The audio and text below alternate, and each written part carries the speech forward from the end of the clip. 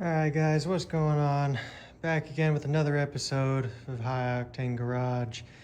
Today we are going to be tackling part 2 of this 1981 Honda CM400 Custom.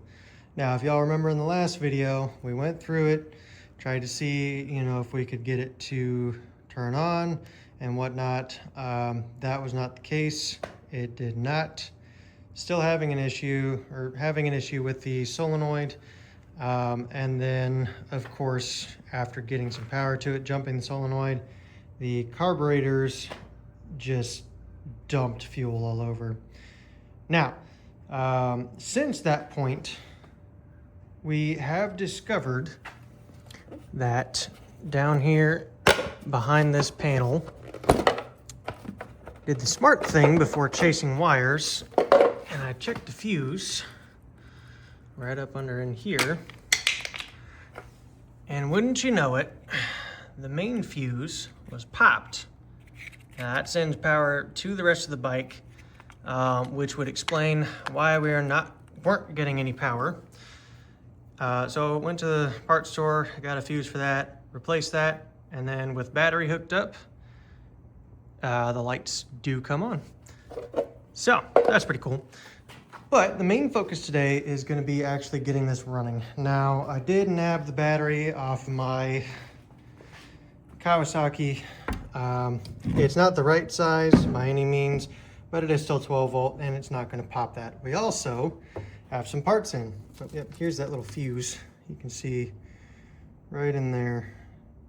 Maybe, probably not with this lighting. Yeah, you can see the split in there. Just straight up popped, which is my guess would be that probably got jumped with a car at some point, and it didn't like that too much. But we do have a bunch of new parts here. So we got a air filter that's come in. We have a new starter solenoid, which, judging that was the electrical problem, was that fuse. Probably didn't need this, but one thing replaced is something I don't have to look at again. Did get 2 new spark plugs in. Got some new fuel line. We'll run this from the temporary tank for now. But the most important one for today is we have the carburetor rebuild kit. So this is going to be the main focus for today. We want to get those carbs rebuilt, get them cleaned, and then try and get this thing to start. So let's go ahead and we're going to pull out the carbs and get up on the workbench here and see what we're dealing with. All right, first things first, we need to get the seat and the tank off so I can get access to the carburetors, which shouldn't be too difficult. The seat on this one, there are 2 latches at the rear. The seat lifts off, pretty nice. I'm gonna set that to the side. And then coming into here, you have a 12mm bolt that holds the tank to the frame.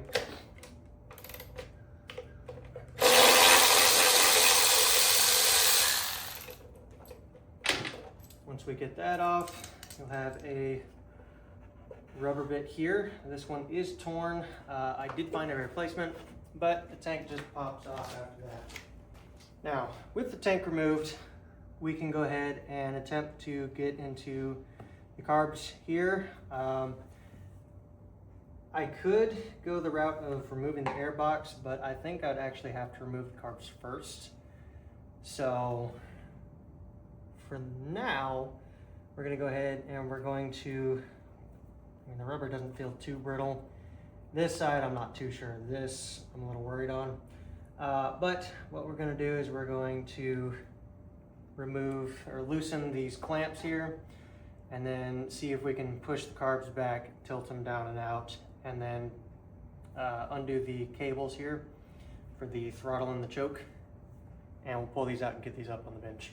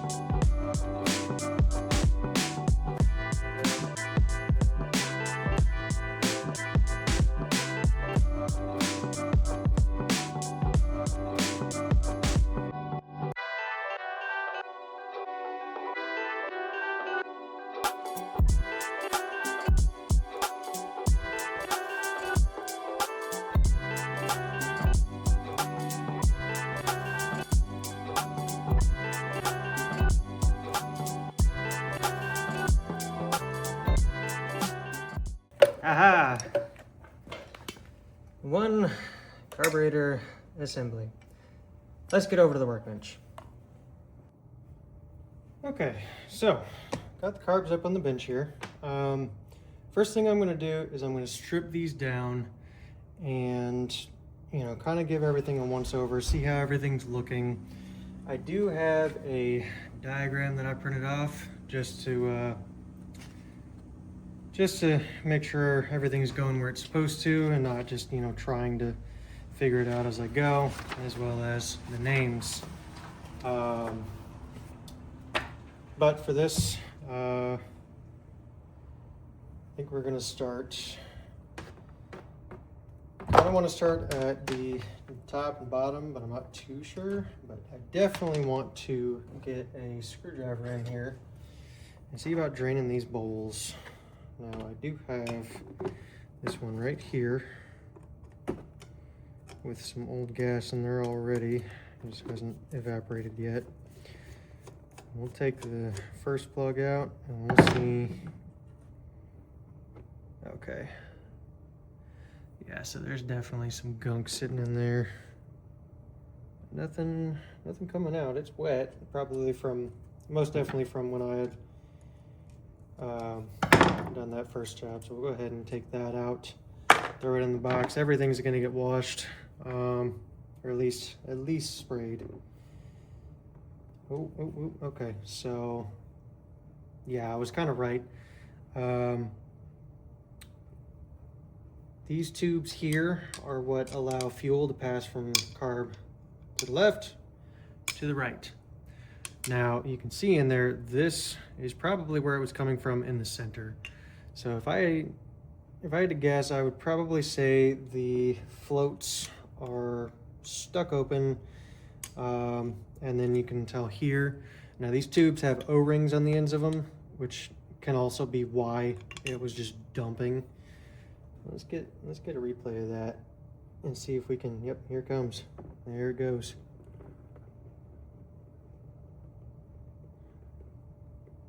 That looks like an open. I wonder if that's just an overflow. And it could very well be, but the fact that it was just dumping fuel like it was, it's probably not a good idea.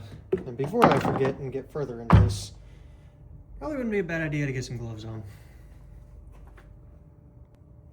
All right, so we already got these drain tubes off. I'll probably put these back on, honestly, because, you know, aside from some gunk on the bottom here, they're not dry rotted. They're actually in pretty good condition. So we'll keep those. I know I didn't get those in the rebuild kit there. I know for certain we need to get these brackets off so that we can pull these carbs apart. Try my hardest not to strip the screw heads on these. Oh yeah, I can already smell it. There's bad gas sitting in here. And when it initially happened, after I had ended the video, that one's in there. I had checked, you know, just to see, and I loosened the left sides. I guess this would be left side. The left side's drain bolt in the bowl, and you know, I've seen bad gas, but I don't think I've ever seen green bad gas. Yeah, that was yellow. It went from green to yellow. I'm hoping there's no corrosion, like no bad corrosion inside. That's the hope at the moment. Yeah, so we'll go ahead. We'll work from top down, I think, actually. Oh, I can feel that one wanting to strip. Oh, there we go. Gotta be careful with these old bolts or these old screws. They will get onto you. Okay, so this is kind of just a stabilizing rail. It'll keep the carbs together and in their spot. These are not a dual cast carb. They are single carbs joined, like I said, with these tubes in between them. So we'll keep that to the side there, just so I keep the screws where they need to be. Let's go ahead and get these diaphragm bowls or covers, however you want to call them, off the top. And we'll take a look at these diaphragms. very careful with that. Okay, yeah, so that's a bit crusty. So, inside of here, honestly, looks like it's gotten some heat to it, which is not the greatest, but that's okay. So we'll set that there, put the screws in. You have your spring here. And then inside of this, have a plunger cap with an O-ring that is still intact, but the entire thing will pull out. And this will be with your needle jet. So I have no intention of actually busting into here and getting that out. This should be fine. Like I said, again, you can kind of see it almost looks like it was getting too hot in here. Now, when you're cleaning these carburetors, you have got to make sure, let's actually go ahead and put these into this bowl here. Try and keep, or this tub, try and keep them separate. You do have a plastic, this is not rubber, this is plastic gasket in there for that. And then furthering tear down, you also have a plastic capping right here that covers these holes right inside. You've got to make sure that, so if you throw this into an ultrasonic cleaner or some kind of parts washer, the heat will disintegrate these. So to always make sure that you get these out and don't just throw it in. Furthering disassembly here, see about getting this bracket off. This is the bracket that holds your cables into place.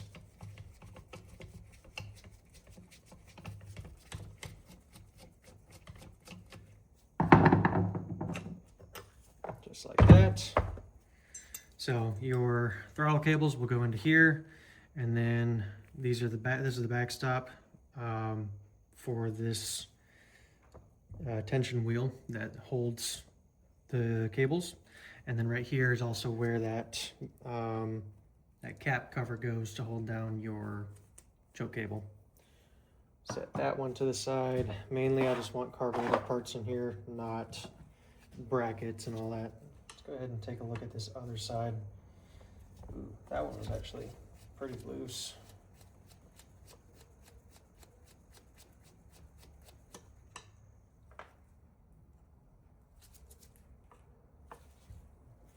And so is that one. It's not really boding well, but so far it doesn't look terrible inside. Just, you can definitely tell that this has been sitting for a minute. And same kind of story over here. Just looks a little bit dirty, a little bit burned maybe. Something of the case. Spring. The actual, oh, that's in there. Come on, let go. Let go. Why do you not want to let go? I don't want to mess these little ribs. You can see these little ribs here. There's no rings that go in them. I don't want to mess those up. So I'm gonna leave that alone for the moment because the needle, it could be that the needle is stuck through. So let's go ahead and we'll flip this over actually. And we're going to continue disassembly. Oh, here comes that bad gas. Flip that over for a moment. Yeah. So I think that's honestly just an overflow valve right there. Yeah, it's coming out of that. Whatever that is. It does not look like it's replaceable. So that probably is just a little overflow. But we'll keep it this way, let the gas drain. And we'll see about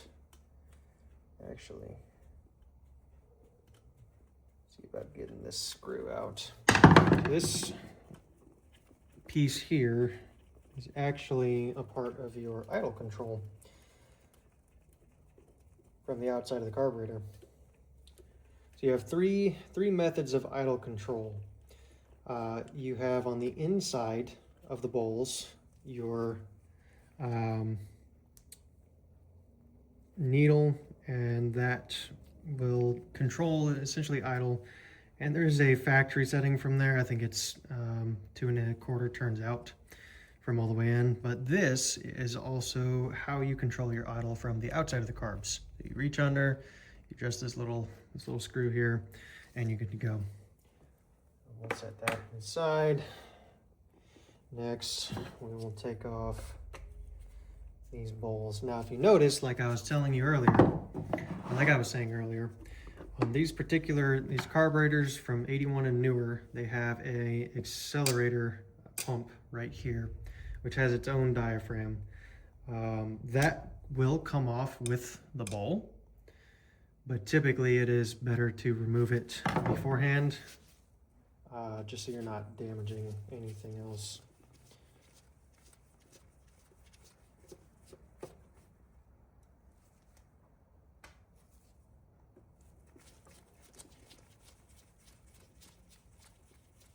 Not entirely sure what this does, but it's got a diaphragm in there, and the diaphragm needs replaced. That much I know.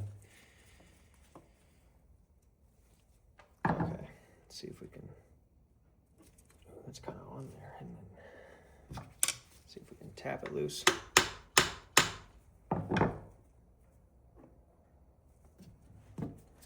Need a little more coaxing.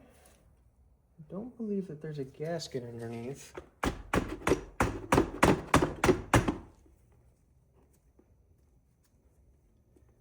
And it would appear as though that does not want to come out, so we're going to have to remove the bowl rather than take that off into the bowl.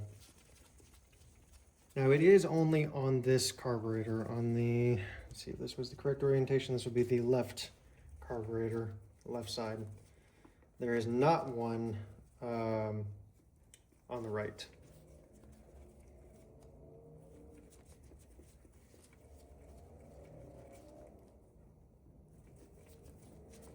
Come on, yeah. Is there just that much gunk down on that? Wow, ooh. That's got some like resin on there. Eesh.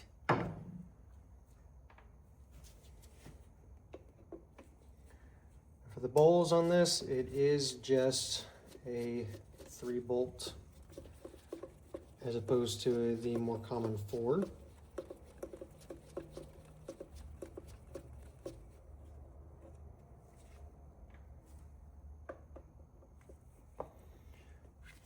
Very curious to see how the inside of these bowls are going to look.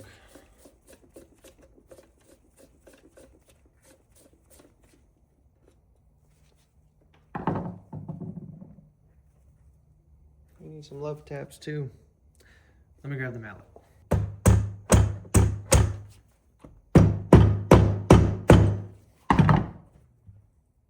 Oh wow, that is really on there. Oh, there it goes. There it goes.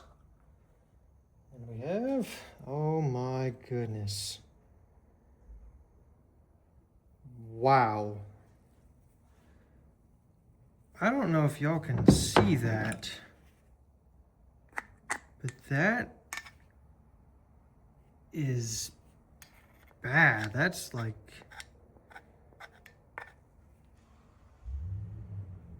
what even is that? This is gonna be fun cleaning, I can tell you that. That's pretty gross, which would also probably explain as to why this does not want to come out. See, this is the rod from that other diaphragm. So now that that's out, let's see about tapping this loose. Without cracking it, because this definitely has to come off now that I know that that's what it looks like. There we go. Ooh, yeah. Looky there. That is disgusting. Okay. And then this, oh yeah, that thing is just gone. I mean, it's holding, but you can see here, and I got all that nasty crap on my bench. Let's see if we can get that replaced anyways, so I don't really care too much. Oh my goodness. What is that crap?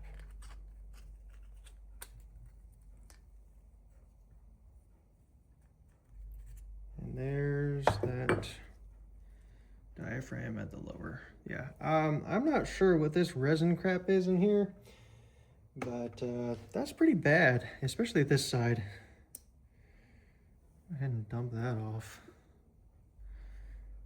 Man, that is just, oh, it is just caked in there. That's really not good. That is really not good. Oop, spring just went on a chip somewhere. There you are. Which thankfully the rebuild kit comes with all new of this, because this is just horrendous. Like, I don't even, I really am gonna hate having to spray all this out. This is when I wish I had an ultrasonic cleaner, you know. Go ahead and get this old crushed down gasket. Yeah, so you can definitely see it was pushed down enough on this as well to where it just was not holding. So that makes a lot more sense as to why it was leaking from this side. And of course all that resin. Yeah, that's pretty bad. So this is from left side.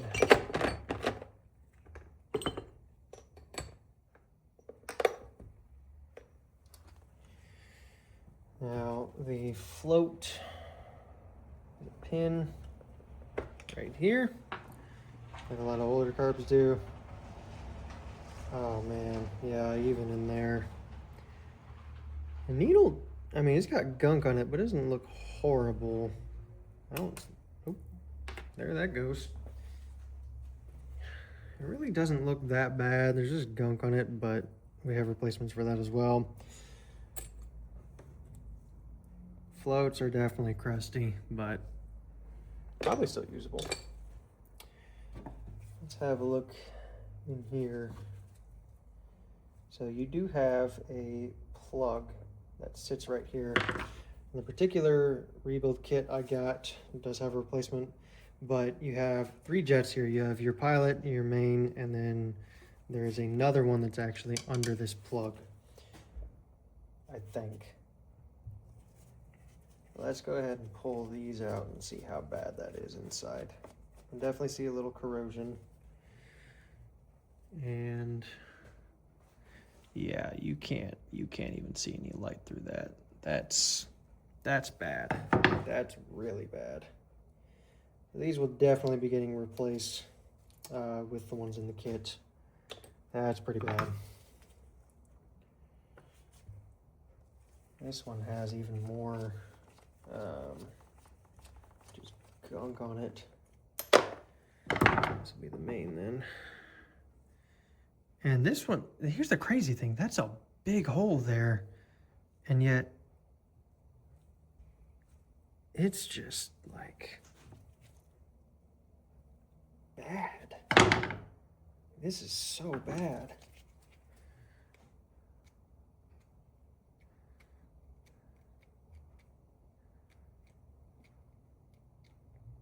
This is supposed to be separate, if I'm not mistaken. There's supposed to be, you have a jet in there, and then you have your emulsion tube here. Terrible. I have a replacement for it. Now, I think there's actually another jet down below in one of these. This screwdriver might be too big, but I do see one down there, yes. And then, like I said, there is a plug here with another bit down there. So we'll pull that to the side. We do also have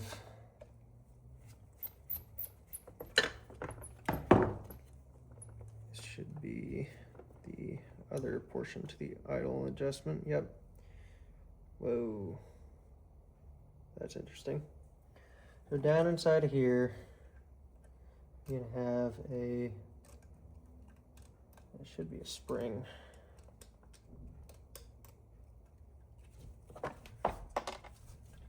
spring, which will sit on top of that. And then there's actually supposed to be some O-rings. Yeah, and I can see them down there. They did not come out with that. Those are gonna be fun to get out.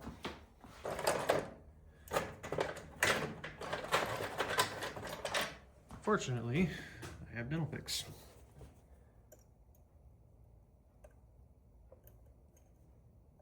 Oh man, that is like in there. I need a different dental pick.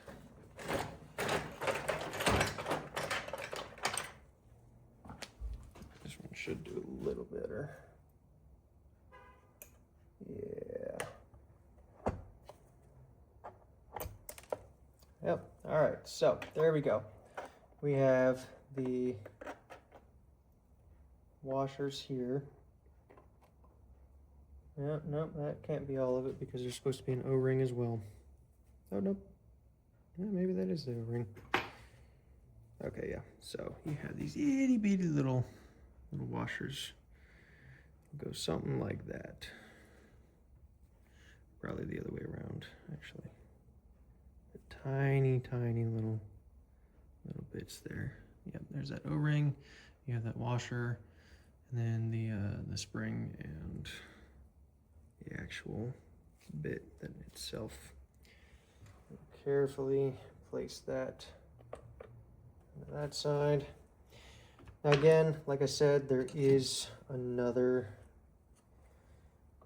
well, something in there, but for that I'm going to need my screwdriver, or a different screwdriver for that. And we do also have another O-ring, or it's another little rubber bit here that sits in this pocket. Really hoping that this rebuild kit has all of that. If not, we're screwed. I don't know. I might have just screwed myself because I put a hole in that one and I don't see any replacements for that. So that's probably not good. Yeah, that's not good. Let's see about getting that other little jet out of there.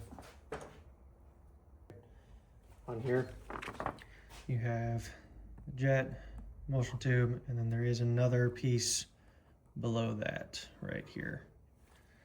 So there's definitely another piece in there. I just have to find screwdrivers that will actually get that and not, you know, ruin the day and all of this fun stuff. What I really need to do is take this plate off so I can separate them fully. Let's see about doing that right quick.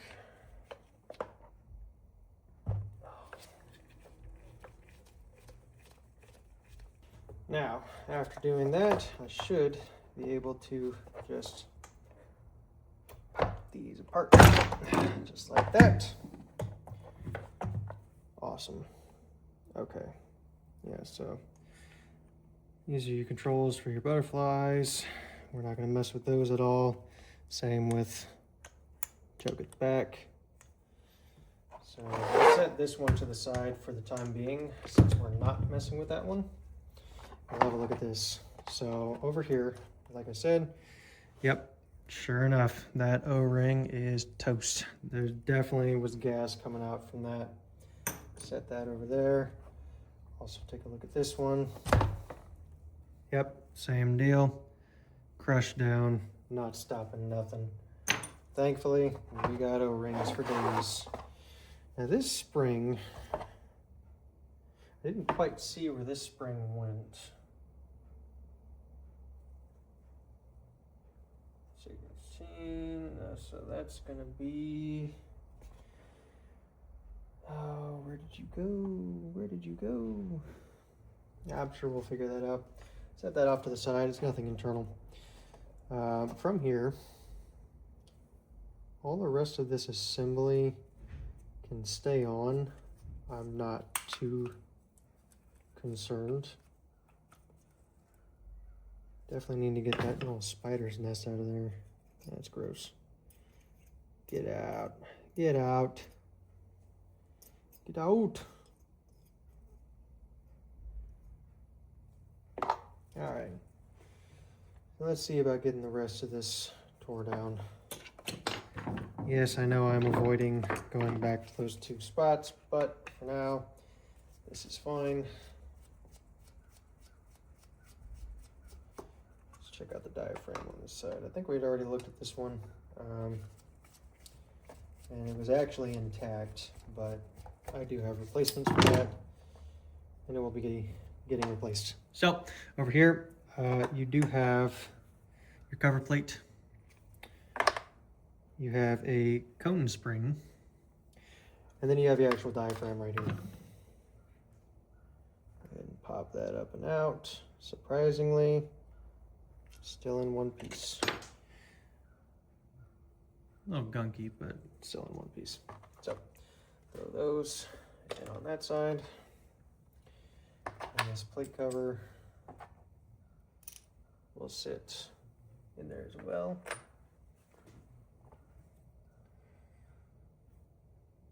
And as far as I know,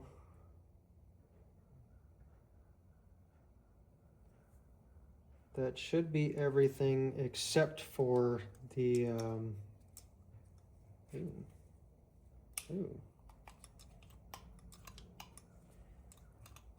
Interesting. This is a very interesting mechanism. So I suppose that keeps the choke open when you're not pulling the choke, because it doesn't pull and lock. Okay, so over here we do have another one of those little spots, as you can see right here where the fuel was coming out. Now this side was not leaking. I honestly can't see where that goes to. Yep, yes I can. So in here, this tube goes down and is that hole right there. So I was right, that is some form of overflow. Yeah, I can see the hole down in there. It goes straight to this. Yeah, that's just an overflow. That's okay.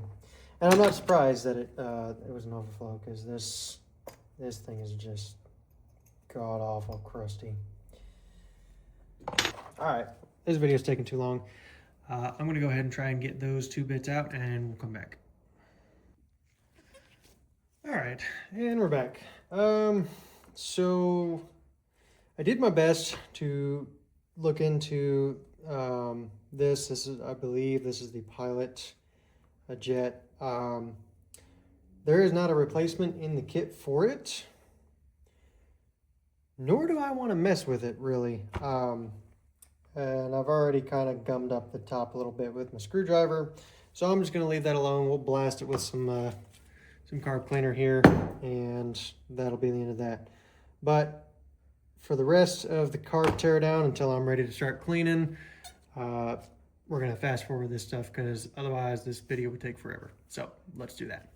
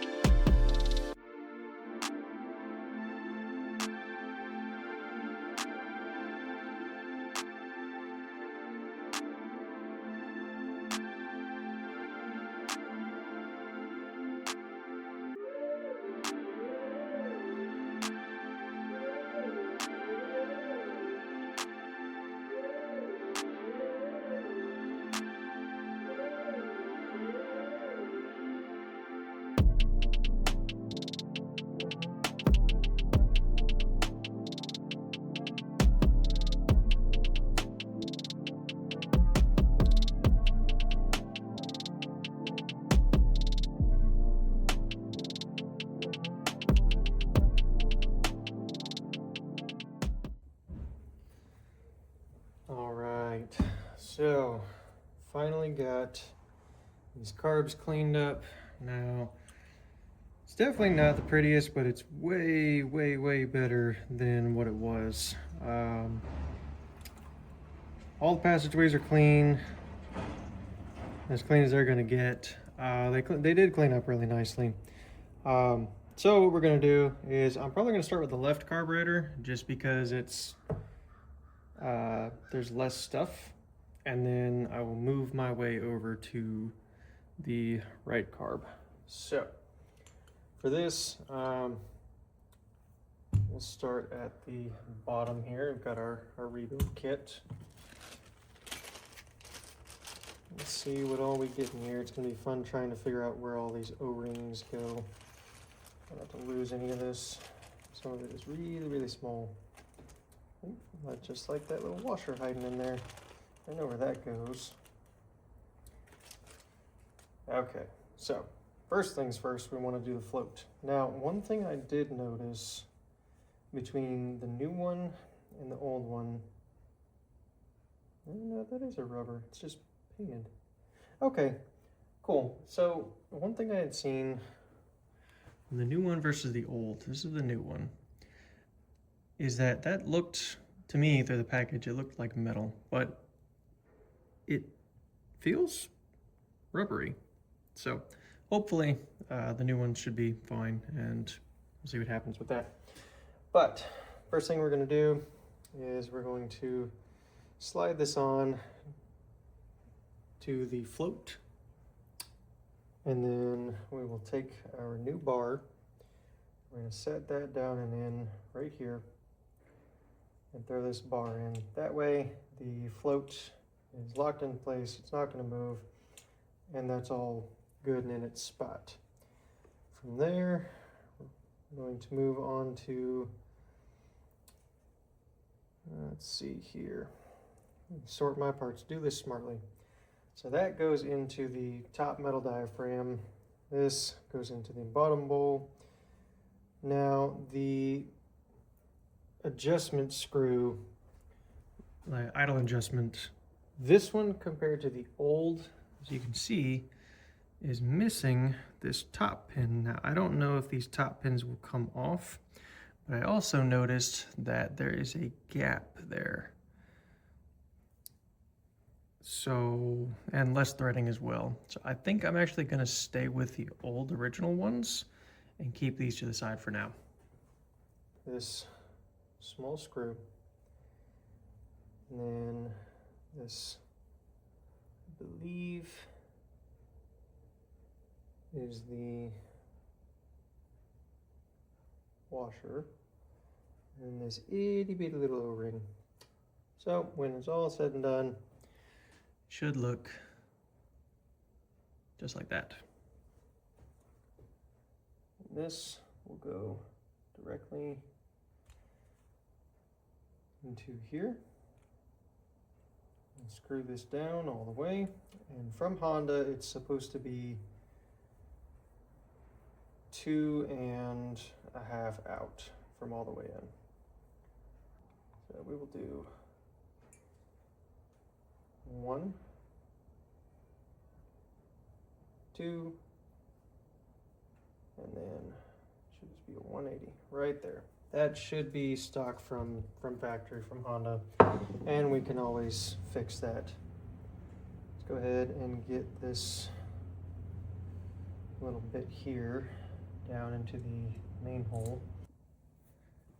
All right, so figured out correct orientation. Should look just like that, poking through. Yeah, I had to, as much as I hate doing it, especially with brass, I used a square tip because none of my punches were quite the right size, and then just tap with a mallet. But that's in there now. It shouldn't really matter too much because the, man, I cannot remember the names of anything today. This has a concave face here, and that, I'll show you on one of the old ones, sits just like this. See how this is slightly rounded here, this is concave, so that'll sit in there like that. So from there, when you tap it in this way, you want the side that has this inner lip facing down. So when you put it in there, it'll be facing down. All right. So on top of that, you've got your emulsion tube, diffuser, whatever you want to call it. Take one of your jets, so the interesting thing is that going off of the size of jets they send you, there's no numbers. And relatively, they look identical. So we're gonna run with it. It'll be fine. Work. Go ahead and tighten that up here first. And then this will screw in on top of that. There's no O-ring or washer for that. Really wish I could have polished those up a bit better, but this is the best I can do. So get that snug in. From here, we'll take this jet and we'll go into this hole here. Again, same deal, snug it. Not trying to torque these down. Afterwards, this kit does come with a new rubber plug, which will fit right here. So we'll go ahead and throw that there. I did not remove the pilot out of there. Again, it was top is stripping a bit. I did not want to break it, and my screwdriver was tearing the top, a little bit. So I didn't feel comfortable continuing to try and mess with that, so I didn't. All right, from that point, if I'm not mistaken, for this kit, we do not have an O-ring that sits on one of these sides. So there is a spot in the bowl here. So you have your main gasket that goes around, and on the other bowl, you do have a spot that you need an O-ring for, which will be right there. So a little bit small. I'm sure it could probably stretch it just a tad and it would be fine. Let's see, so we have our needle there. So you have your diaphragm here. This is another spot that does take an O-ring as well. So your diaphragm will seat just like this. It's just a push in. It should sit flush on this lip. If it doesn't, try and get it to. Otherwise, you're going to have a leak. So just like that. Okay, so as far as O-rings go, there's more here than what I actually pulled off of everything. So I'm going to go off of memory here. I do know for certain that this big, thick one, or this smaller, thick one does go here. And then on top of your diaphragm, this cone spring sits right there. And then you'll take your cap here, your cover plate. Make sure that one O-ring stays where it needs to. And it'll be these two smaller screws that sit just inside of there. So we'll get that snug. Put this one on. Find my small screwdriver. I probably want this. Snug those down. And hopefully, yeah, that sits flush. Awesome. I don't understand why they didn't do the third one there. Maybe just to make it easier, make it simpler. Use the bigger screwdriver to actually get these down. Right there. Okay, so you got your two screws here, your cover plate, and then there may be a slight gap, but as long as that O-ring is in place, which it will crushed down over time. And actually grab one of the old ones just to show that over time these flatten out in that spot. They get squished. So that's fine. From there, got an O-ring that sits on the back rung, not the front rung, but the back of this screw. This is for the bowl. This is your drain. Go ahead, screw that in. All right, everything's looking pretty good in there. This pin is a bit loose, but that should be okay. Want to carefully get this up and into here. And just like I thought, it's not gonna stick. All right, so we need to keep this fully turned over. Might have to stretch this one just a little bit. Very gently, just so it'll sit in that plate. Would love to throw some grease on there to get it to stick, but I don't think that's too good of an idea. All right, there we go. Now it stays where we need it to. So this time, you take it from the top. Ever so carefully. Drop this in.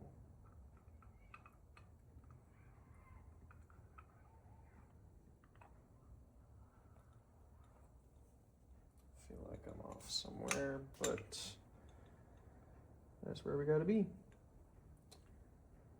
Looks good all the way around. I'm not seeing it out of place anywhere, so we'll go ahead and roll with that. After this part, we want the 3 bigger screws out of this. So I have these 2 at the rear, or not. Nope, nope, I lied. You want these 3 right here. Throw that one there. Throw this one here. Throw this one here. Get those threaded. Started and kind of go around.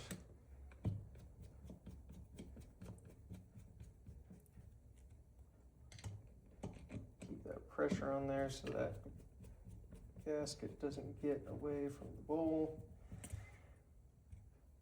And then just kind of go around and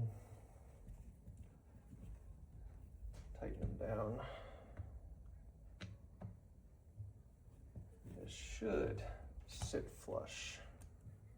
Keyword should. If it doesn't, probably got something out of place. Yeah, I still hear the bowl going in there. Good. Looking around the outside edge, I do not see a gap, which is awesome. So from there, we can move on to the top. Now the top is a little bit more tricky. So for the top, you have this plastic ring. This is plastic, not rubber. Don't want to lose these. That sits with the bevel right there, facing up like so. So there should be kind of like a gap almost if you put it in right. You also have this plastic cover. Ooh.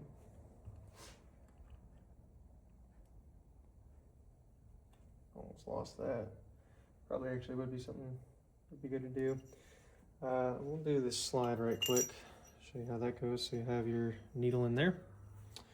And then this little screw here will sit on top of that inside.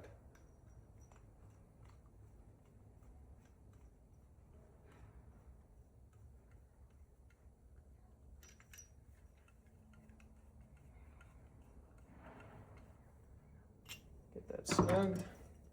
The needle will be loose. That's fine. There is a guide, so we're not too worried about that. There is also this cap that sits in there as well.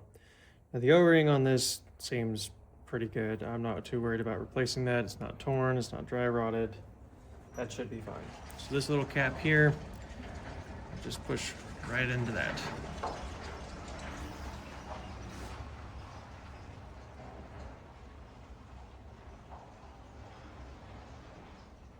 Okay. Now from there, we have this little plastic cover here.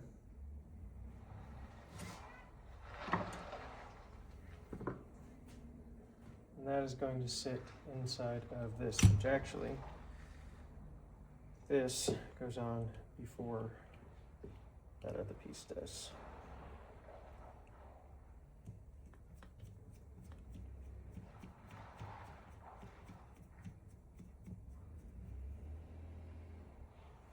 Okay, right there. Plastic ring. I'm going to line this up. And it should just slide right into place.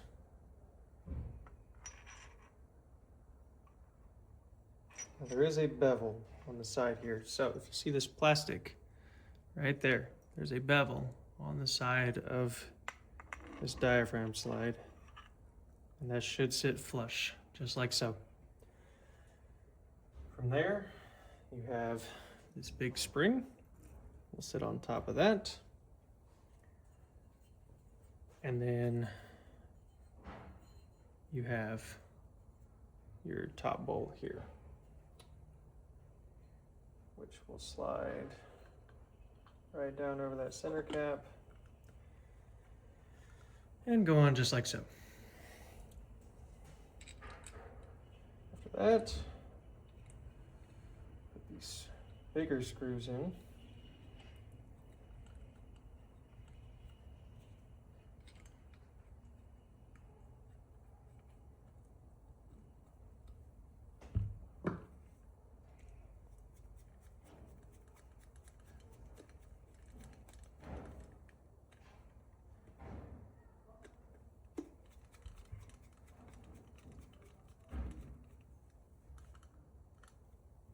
And there you go. You have one carb put together. Like I said, the rest of these O-rings, I am honestly not entirely sure why they give you so many. Now, I do believe that one of these will sit on the ends. I think that's what the extra, or the other O-rings are for. All right, so came to the conclusion that the ones that come in the kit just don't really seem to fit these. So I've turned to my lovely O-ring kit over there, and we found some that are a bit better.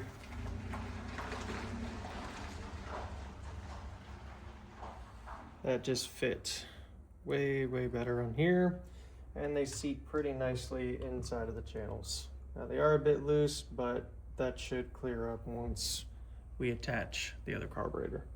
So as of right now, I do believe that this one is thrown back together. Should be good. Now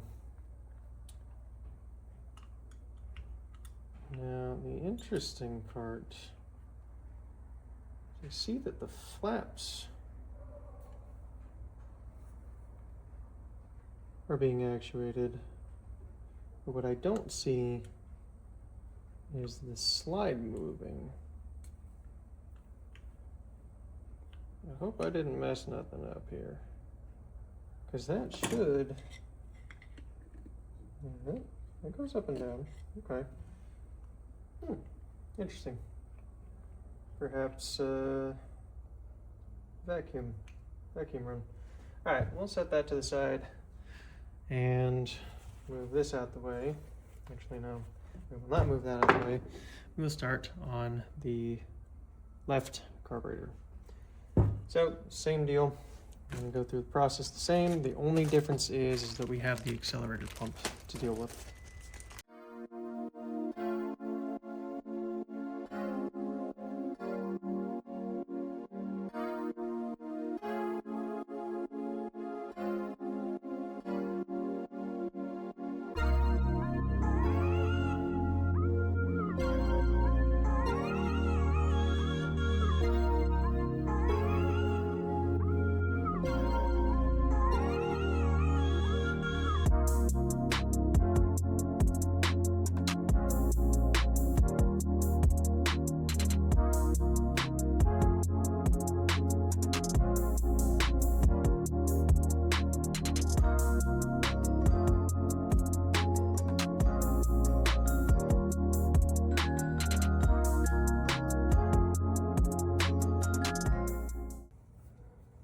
Now, for this side, it does require,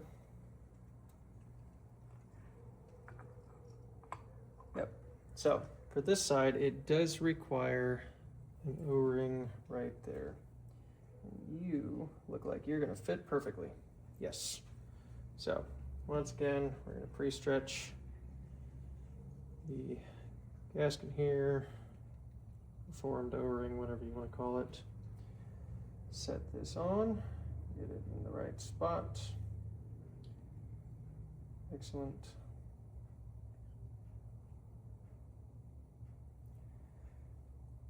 And seeing that we have put everything in, we'll go ahead and flip this. Float's gonna drop. We're gonna close this. Actually, I am missing one thing. Glad I noticed. So, it's kind of weird, but you have this small little, almost like a nipple really, that sits in this hole here. Now the interesting thing is, by the diagram, this is what they send you in this kit anyways. And it says it goes on top of that needle before being placed in. So we'll go ahead and put this in. Should be fine. And then we'll attempt to fit this.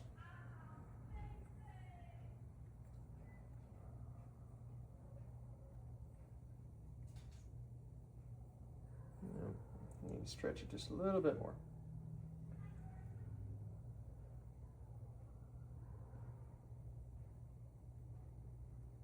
All right, third time's a charm. There we go, much better.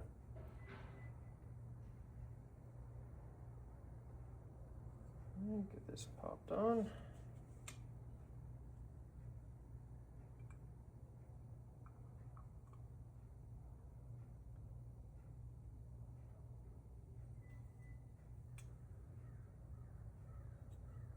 And just like the previous time, oh, did I lose that O-ring? Nope, we got it. All right, same deal on this side. We'll have these 3 long screws.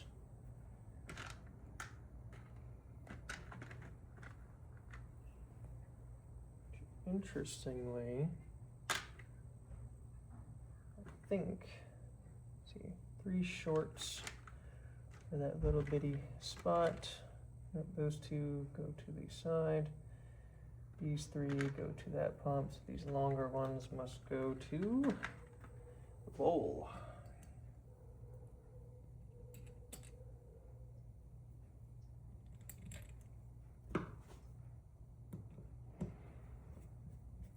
Thread started here.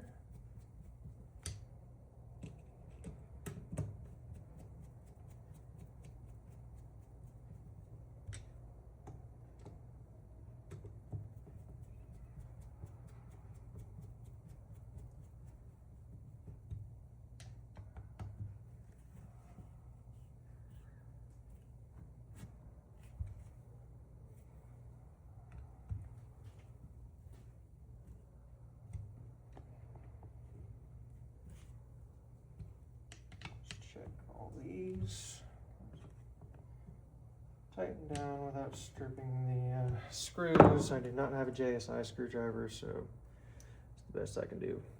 And that looks pretty good to me. All right, now for the accelerator pump. This one's kind of weird, okay? So you have these components, right? You have an O-ring. Now, as far as I'm aware, for the O-ring, I do not see on here where it would go. So that's going to sit out for now. We have spring here. And then it does appear that this sits on top of that, which is very strange. Oh no, spring goes on the underside. Okay. So we have this going on the top, almost like a plunger.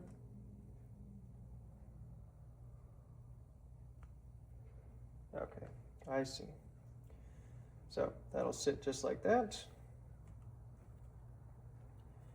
And then we have our top spring here. And you'll have this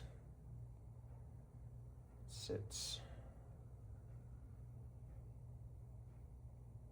right here. Goes right there. These 3 screws, the slightly smaller ones than the bowl, go through the holes here.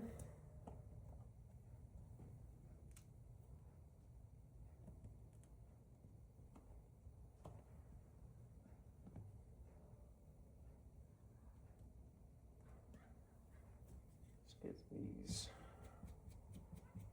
tightened down so that way it actually sits still.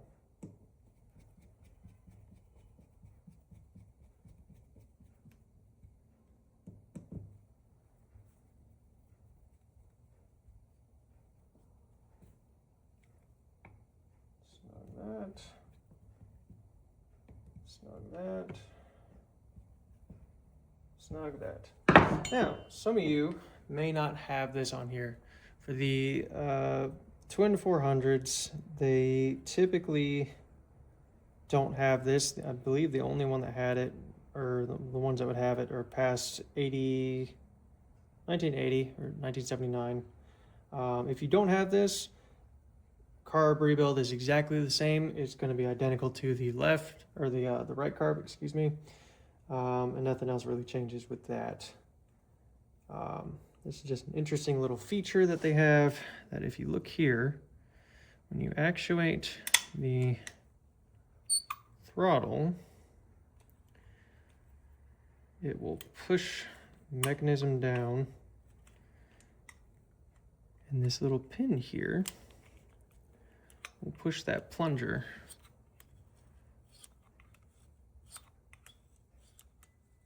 you can see there. So hopefully I did that right. I've never done anything like that on a car before. So it'll be interesting to see if that worked or not. Now from here, we have the idle adjustment screw. This is the one that you can actually reach outside of the carburetor, and you can reach these smaller ones too for specific adjustment, but this is the main one, the main, like, why are you not wanting to go in? Oh no, technical difficulties.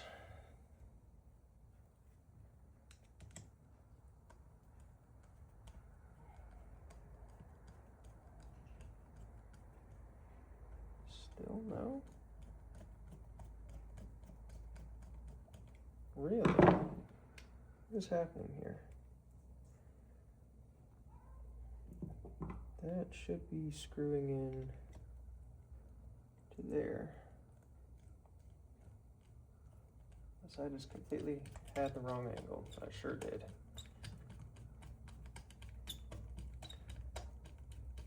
Get that to where it's snug.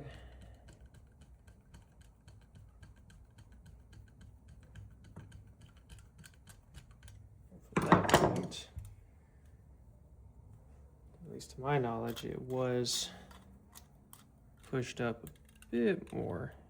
And this will just keep this valve, or this butterfly open just a tad bit more than usual.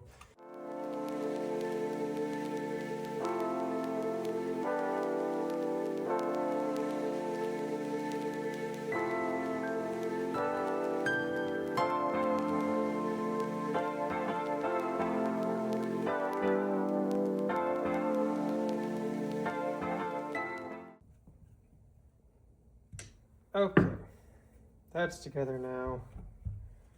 Don't care about none of these. because they are not going into anything.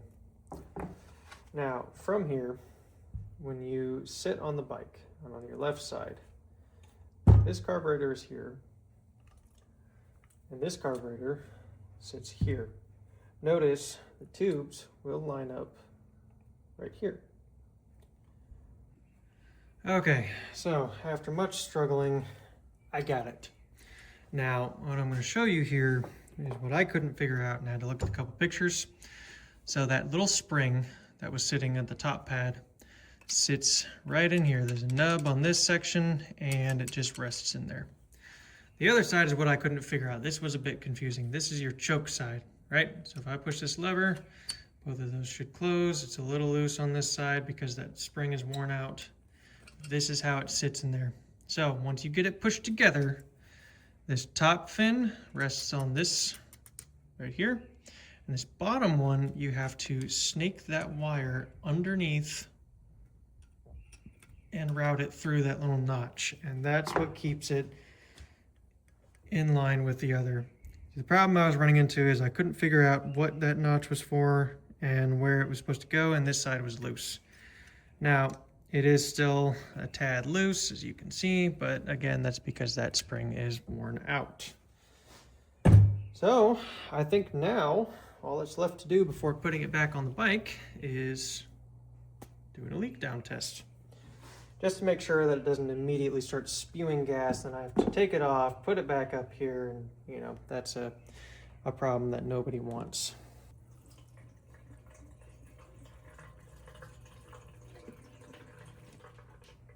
And it's dripping off the front. And I got gas all over my hand, that's awesome. Love that.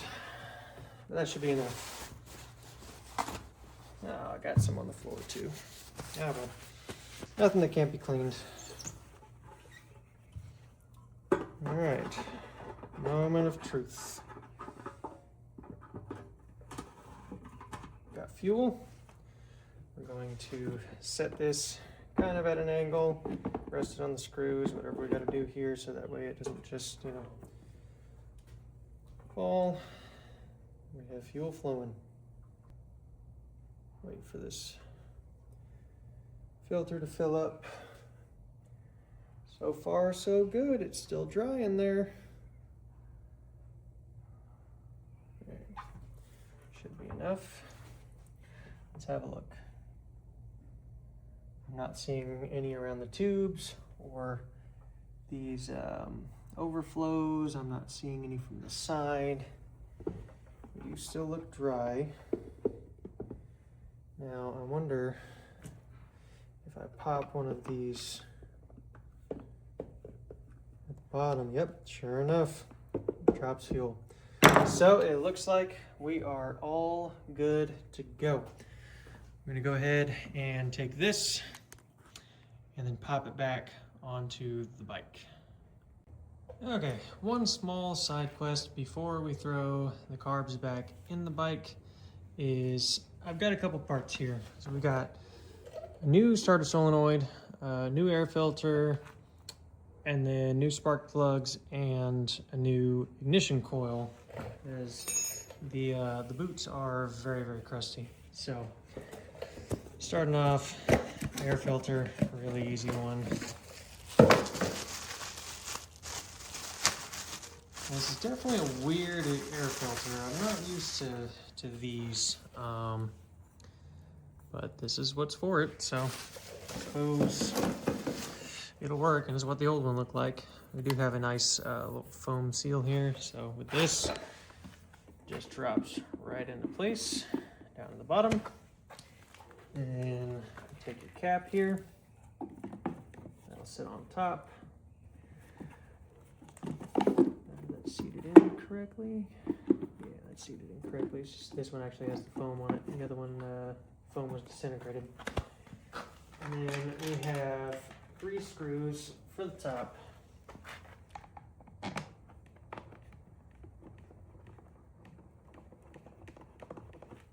those threads started. And just like when we took it off, there is, come on, get in there. There we go. There's this third one that does have this little wire tie here. So this will sit on, actually I believe this goes underneath. Yep, just like that. And then your screw goes in like so. It's a little bit of a tight fit in there with how the wires are.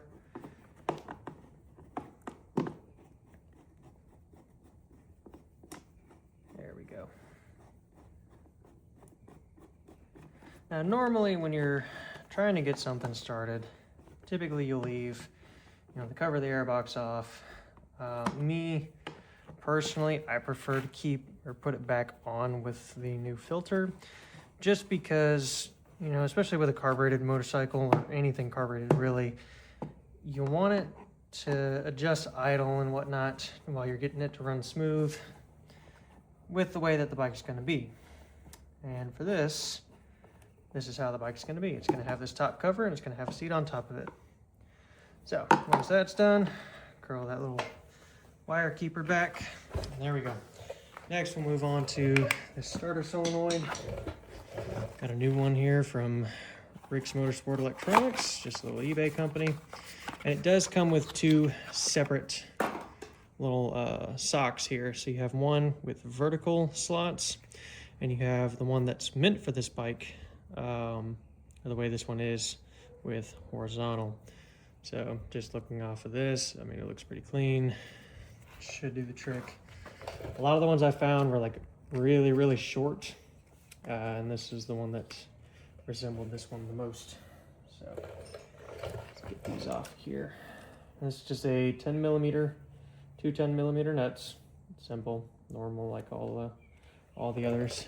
I'm unsure as to why this is doubled up on here. I don't think we'll be doing that to the new one.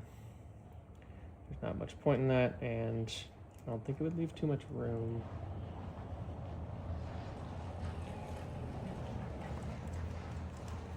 Okay.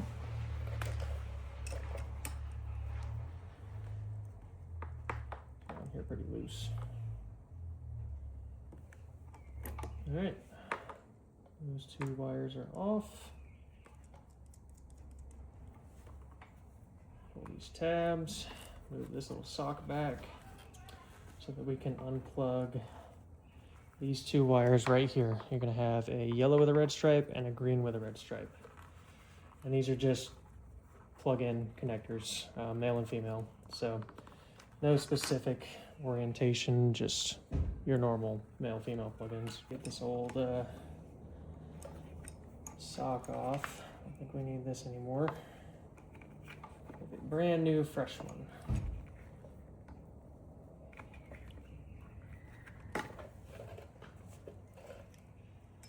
Okay, pull these wires out the way. This one is kind of annoying. Get up on here. As you can see, it likes to catch onto those ears, but we're good, it's in place. All right, I think we're good now. So, it does look like these do hold the little top cap down, so we're gonna leave that alone exactly the way they are, but pulling the sock back and getting these little wires, which are kind of hard to, it's pretty hard to mess them up, you know. Same color, male and female, male and female.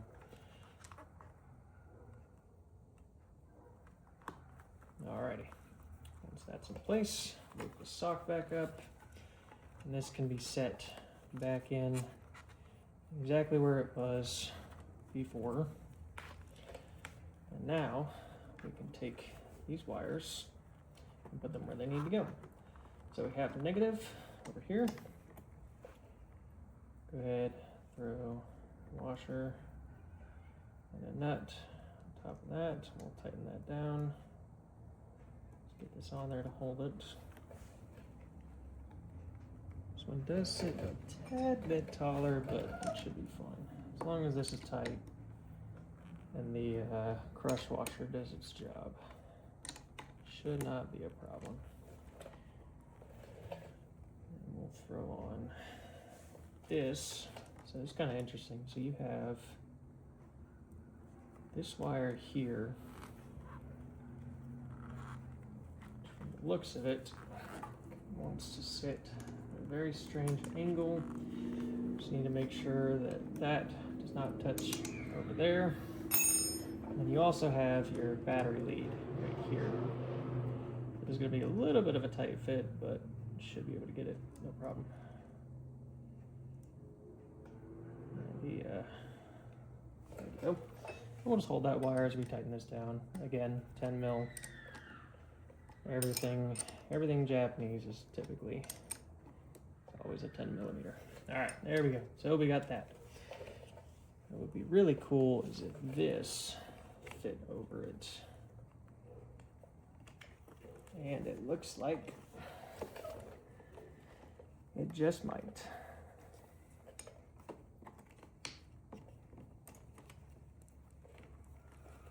Yeah, it's down good enough.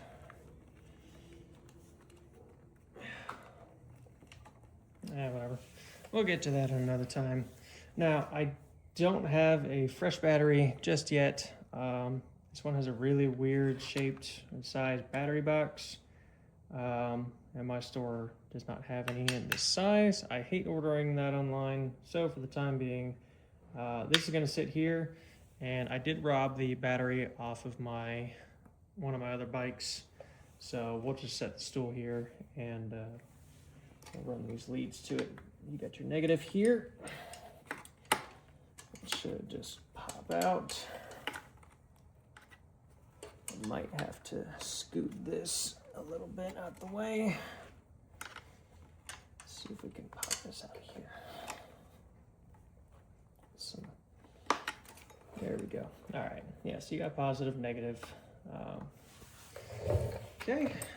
The last thing that we need to do is going to be putting on the new ignition coil and the spark plugs. All right, so this is the ignition coil here. Again, simple size, 10 millimeter sockets. First thing we gotta do, pull these boots off. If we pull this one through, this was the worst one out of the two. You can see that it's pretty bad. So, could I have replaced just the boots? Yes, but why do that when I can pay a couple bucks more and get the entire unit?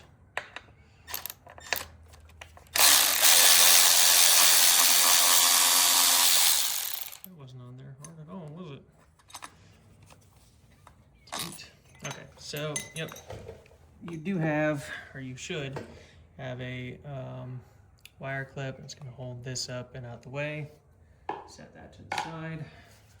Then your other over here also has a clip.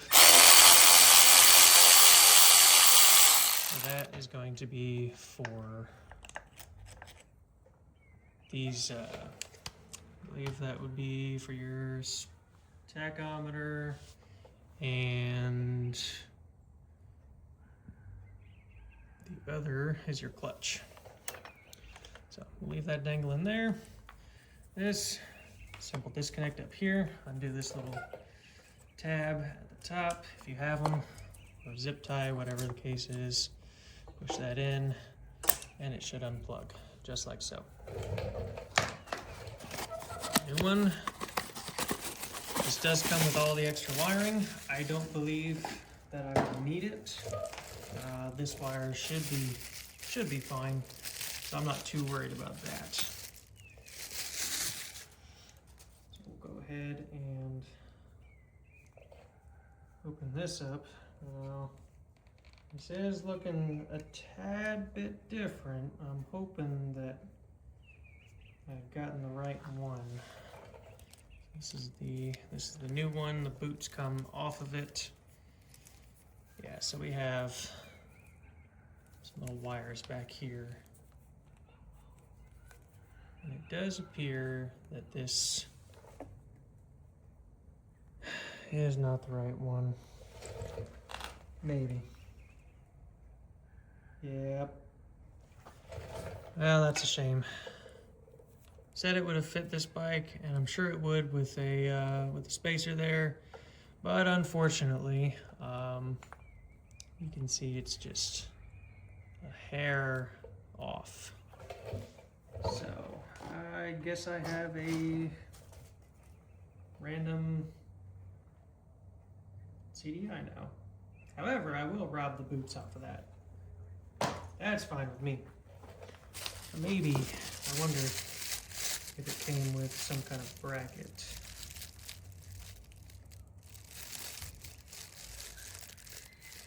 No, it does not look like it came with a bracket.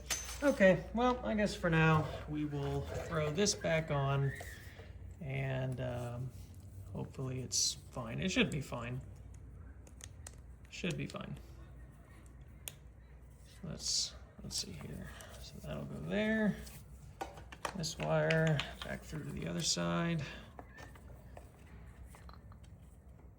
And then there is a bracket here that holds this up to there to keep it out of the way.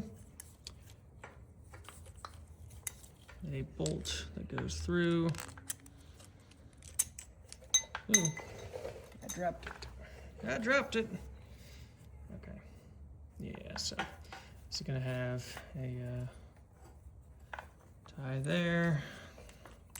It's gonna come through this. Yeah, so that goes to hold this up and out of the way. And then back into its hole here. Yeah, that's a shame. It happens, but it's still a shame. We'll find one though, no worries. Unless this one's good. And then perhaps we could just clean it up and reuse it. Okay, now this one was on the front, right here. Okay. I probably could have saved a little money and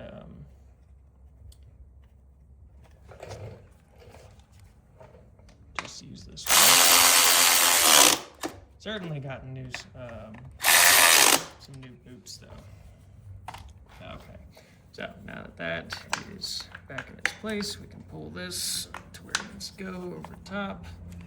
This will come up here and be held by this cable tie. If it will cooperate with me. There we go. All right, cable tie back in place. That's back in place. Let's see about these boots. If they just pull right off, they do. Awesome. Now the boots do look like they'll work. I think these will work just fine. Push that into there. Should go right on. Much better fit than the old ones. While we're over here, go ahead and replace this spark plug.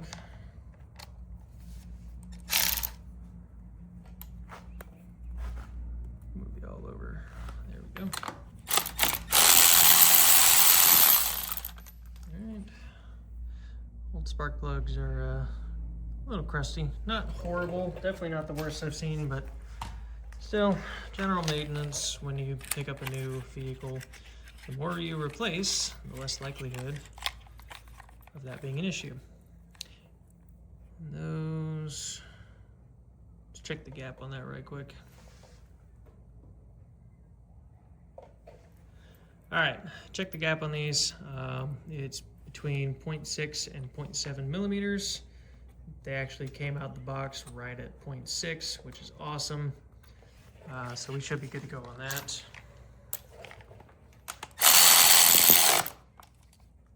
Make it snug. Never want those too tight. And put that new boot right on there. Now, it is a bit loose up top.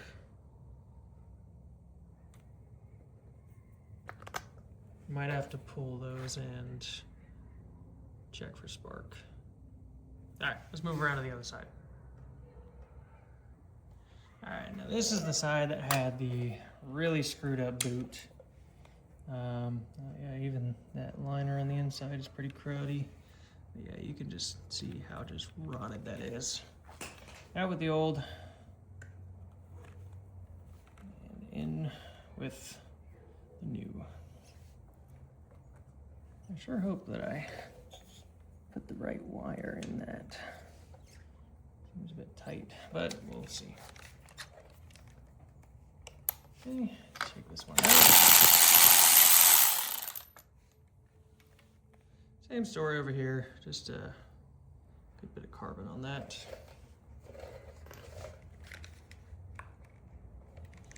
All right, come back, this one. Same size, same deal. I don't know why I closed up the box, but we got that gapped as well. Let's go ahead and start the threads.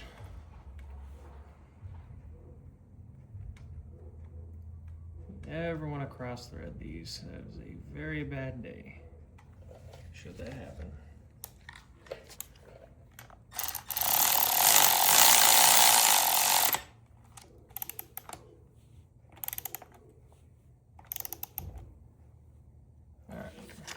Good. Put this boot on. Get this wire through. Did I put it in the wrong? I might have put the wrong boot in the wrong bracket. Okay, there we go. Hopefully that doesn't pull out. And we don't have to tape it or nothing, make it ugly. Okay, and finally, time for the carbs. I'm not looking forward to this, but it's gotta be done.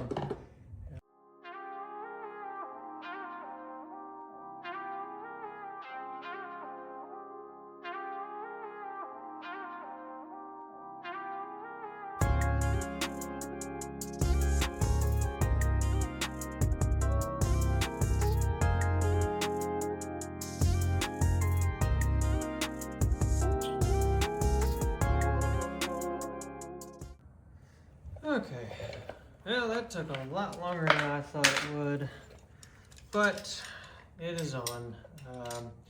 Essentially I had to have these pushed onto the carbs already without the bolts in, wiggle it through. It was pushing these. I was so worried that these were going to rip. Thankfully they didn't.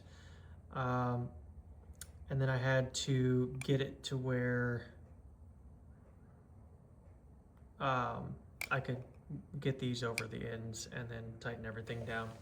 But we are finally at a point where that's tight. Okay, all we need to do is connect the choke, the throttle cables, and then fuel line, and we should be good to test fire this.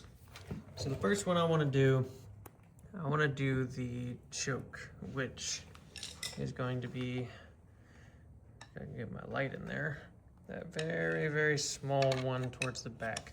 Now, when I was putting it back in, it did get one of these little teeny tiny spring wires out of this assembly, so I'm gonna have to try and figure out how to get that back in there. You barely see it back there, but I'll get that figured out on my own time. This choke isn't really necessary, though it hasn't started in quite a while and it is carburetor, so who knows. But the main focus is going to be getting the choke cable and then the throttle cables on. So let's go ahead and do that. I'm not going to really bore you with it. It's just getting your hands in there and getting the nipple of the cable into the slot, and then tightening everything up. For the locking nuts on the 2 throttle cable stoppers, there's 10 mil, and for the choke is a screw with a pressure plate that'll hold it down. So we'll come back once I've got these cables on. Okay, after a painstakingly long, annoying time, the carbs are fully in and the cables are on. out. We got some gas here, tank lower, and let's see if we can get her to run.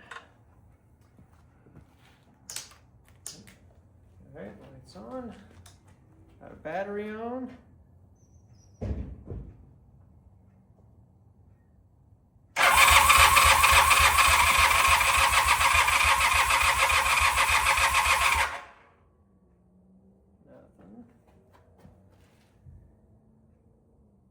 Not seeing any leaks, so that's good. Starter button does seem a little iffy.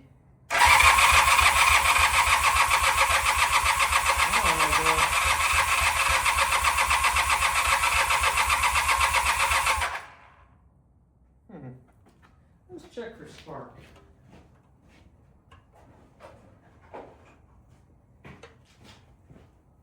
One of these old spark plugs. Yep, definitely getting spark on this side.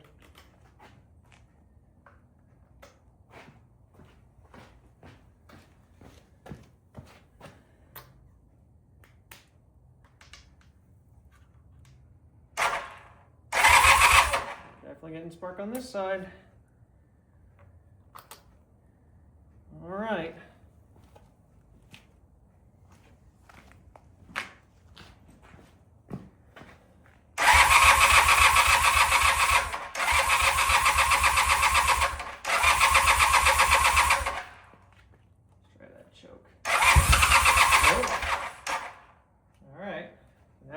Somewhere.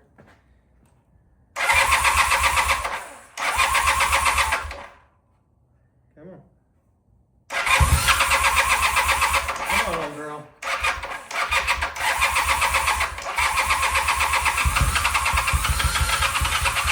Come on. Oh, she wants to. See if we can get a little more gas in this can. Maybe that's the issue. Not enough fuel in the can, but she wants to. You can hear her trying.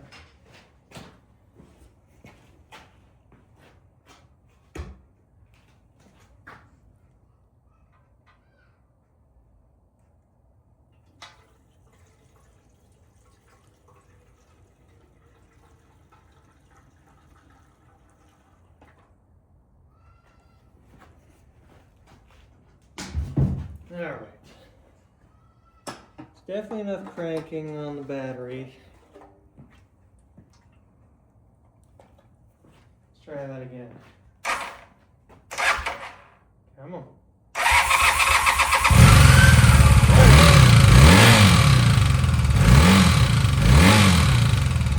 Okay. So we definitely got some valve chatter on this side. You can hear it rattle.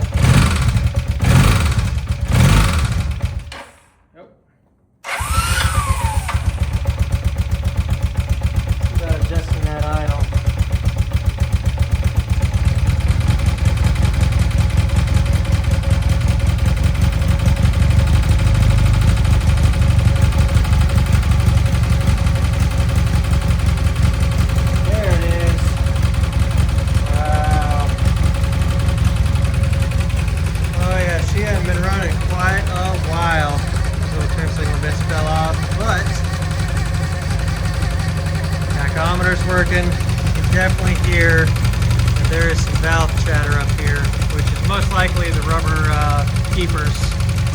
But yes, this model does have rubber keepers. Check out the lights.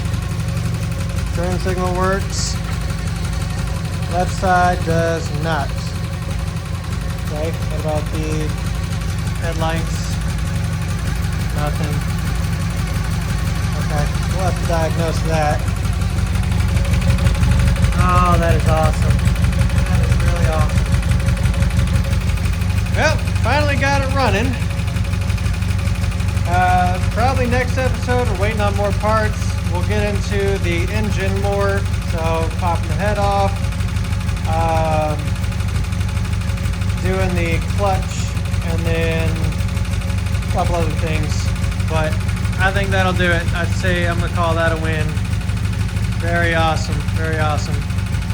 So, all right, this has been, man, this is a journey with this one. All right, we'll call it on this, and we'll see y'all in part 3.